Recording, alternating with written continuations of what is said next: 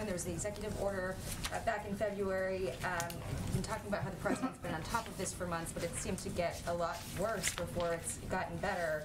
And often pointing to the pandemic as being a contributing factor, but we've been in the pandemic for a year and a half now. So why did it take until today to get these kinds of commitments that we're seeing from the various groups that are here with the president today?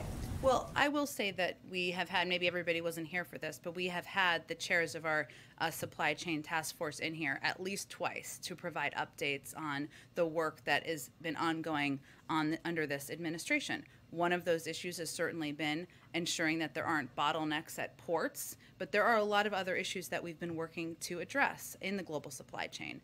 One of them has certainly been the increase in the vulnerabilities in our food system, and something that we've seen impact some communities across the country and impact the price of goods sometimes when people go to the grocery store. That's one of the reasons the president pressed for more competition, why Secretary Vilsack has been focused on this as one of his primary issues, one of the reasons we announced the Food Supply Chain Loan Guarantee Program. And I would certainly say that over the course of the last several months, when people go to the grocery store and they're trying to buy a pound or 2 pounds, 5 pounds, however big their family is, of meat, that's an issue that has been impacting them nearly every single day.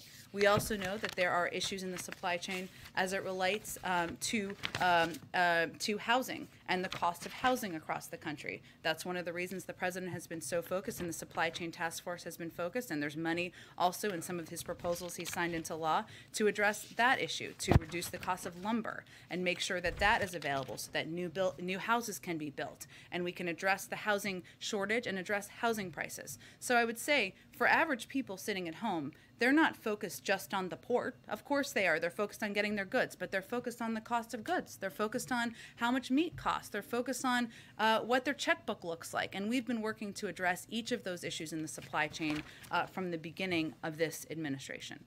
The remedies you guys have come up with are going to take some time to actually have an impact. I mean, expediting commercial driver licenses for truck drivers, getting ports to 24/7 hours. This is going to potentially take some time. Is there any consideration that the president would declare a national emergency, have the military help with this kind of thing, or get money from the National Defense Fund to try to help these companies that are now having to work overtime hours with labor shortages?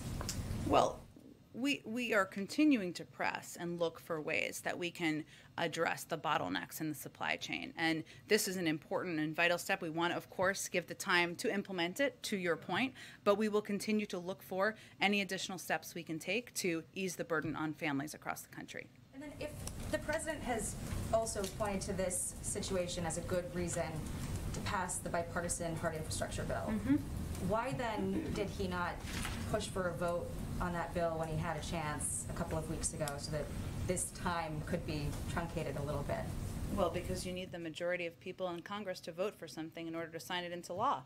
And also because as it relates to addressing a range of issues in our economy, as much as wages are up and unemployment is down, we also recognize there are longer term issues we want to address, including inflation. And that is something, while it is going to come down next year, and those are the predictions, the Build Back Better agenda, the president's economic agenda, will help bring that down. That is what 17 Nobel laureates have told us and have told all of you. So he wants his entire agenda passed, and that's what he thinks will be good for the economy long term. And you, of course, need the majority of votes in both Congresses to get that done. Go ahead.